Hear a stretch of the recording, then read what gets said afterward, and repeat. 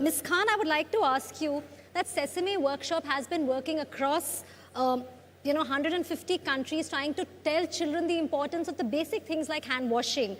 In terms of communication, we just saw how Rais Khanji had performed, and even if it's something on hygiene, how well it came across to us. How effective are these methods of puppetry, music, performing arts in giving a message and actually bringing about a change in the behavior, especially for children? I think this is a beautiful question. Just remember, children can be engaged if you can really make them happy, make them smile, make them even sing along. Sesame, from its inception, really realized that, if television jingles can, as something that children learn, and it's very common. If I ask you today, which is that jingle you remember from your childhood, you'll come up with your favorite one, right? It's so embedded in your memory, this music, this song. So from that, actually, the founders of Sesame realized that this is how children were learning.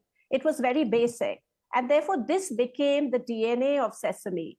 As we were talking about hand wash just now, I think the washy ad, everybody was saying washy. And that's what children were repeating to themselves. So it's just how engaging you make it and how fun you make it. Children love both these aspects. The Muppets play a very critical role. I mean, I was just enjoying the performance as well just a little while ago. I think everybody of us were riveted and listening and maybe even remembering the words. Children learn like that. So I think for us, this has been the prime way of engaging children with messages. And, we all just spoke about the fear of COVID. I think children were just like sponges absorbing whatever was going on in the ecosystem. One of the biggest things that Sesame was trying to do is reduce that fear, make children understand what it was to look at COVID prevention, hand wash, build those kinds of habits which can go a long way. I just want to emphasize one point that I think the panel was just making about building habits early. Sesame works with children between the age of 3 and 8, and that's the foundational years. If we can build these habits of hygiene and well-being, clean toilets, wearing slippers to the toilet, washing your hands after using the toilet, washing your hands before eating, after eating, they will go a very long way. They are the most important life lessons that we can teach children.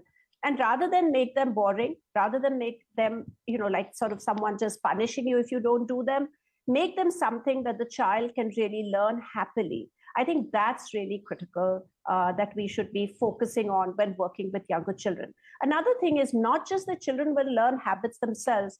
Remember, it's like an old saying that children are our teachers. They can also teach you.